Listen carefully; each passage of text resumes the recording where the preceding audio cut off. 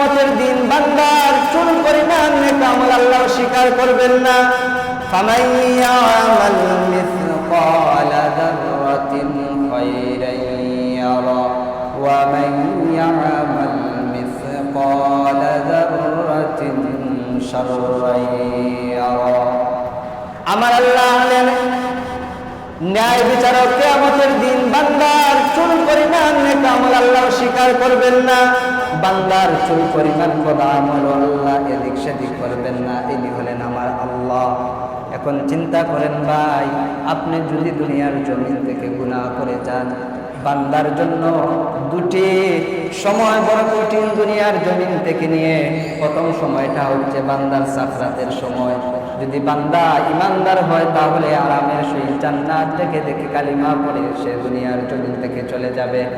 আর যদি বদকার হয় তাহলে জাহান্নামের দৃশ্য দেখে দেখে এত কষ্ট আজরাইল দিবেন, এত কষ্ট দিয়ে আপনার জানটা নিবেন, আপনি দুনিয়াতে এটা কল্পনা করতে পারবেন না। এক নম্বর ঘাট হলো বান্দার জন্য সাকরাতের ঘাট, দুই নম্বর ঘাট হলো বান্দার জন্য কবরের ঘাট।